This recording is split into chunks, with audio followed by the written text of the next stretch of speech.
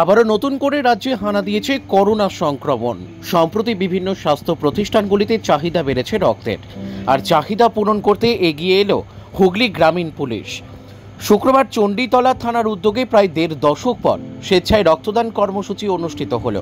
এই অনুষ্ঠানের শুভ সূচনা করেন হুগলি গ্রামীণ police super IPS Kamanashis Sen. উপস্থিত ছিলেন SDPO চণ্ডীতলা তমাল সরকার, CI জাঙ্গিপাড়া সহ পুলিশ কর্মীরা। আজকের এই শিবিরে পুলিশ কর্মী ও সাধারণ মানুষ মিলিয়ে মোট ৮০ জন রক্তদাতা স্বেচ্ছায় রক্তদান শিবির থেকে রক্তদাতাদের উৎসাহিত করতে জীবনের নিরাপত্তার কথা মাথায় রেখে একটি করে হেলমেট দেওয়া হয়, যাতে আগামী দিনে বাইক চালানোর সময় নিজের জীবন বাঁচাতে ও মাথাকে রক্ষা করতে পারে। পাশাপাশি পুলিশ সুপার বলেন, এমন একটি উদ্যোগ খুবই গুরুত্বপূর্ণ, তাই এই থানার কর্মীদের ধন্যবাদ জানান এবং আরও বলেন, আগামী দিনে আমরা চেষ্টা করব প্রতিটা থানাতে এই উদ্যোগ গ্রহণ করার জন্য। এছাড়া বিভিন্ন থানা এলাকায় এই ধরনের অনুষ্ঠানে আমাদের সম্পূর্ণ সহযোগিতা থাকবে। অফিসার এবং যারা এই রক্তদান শিবিরটা করছে, যারা রক্ত দিচ্ছে এবং আমাদের পিআই সাহেব কবিতারাও আছে, তো আমি ধন্যবাদ জানাবো। Thank you so much. এই সময়টা একটু রক্ত সবসময় দরকার হয়, আমাদের CMO সাহেব আমাদেরকে জানিয়েছিলেন। তো আমি ইচ অ্যান্ড এভরি অফিসার যারা রক্তদান করছে আমি ধন্যবাদ জানাচ্ছি।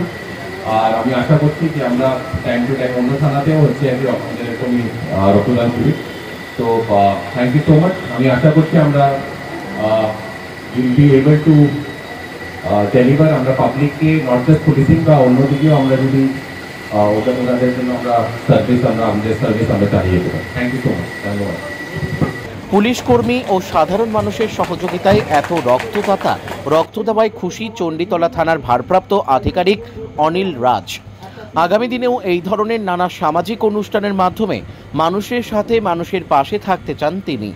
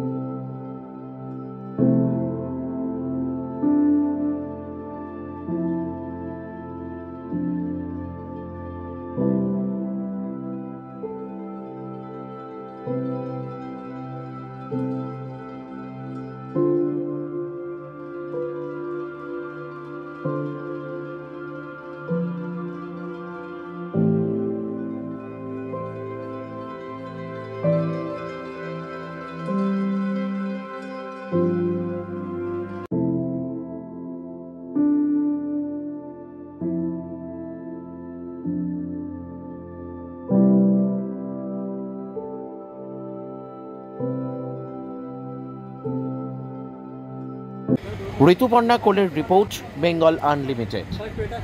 রয়েছে আরও খবর, আর এই খবরের আপডেট পেতে আপনারা সাবস্ক্রাইব করুন এই চ্যানেলটিকে।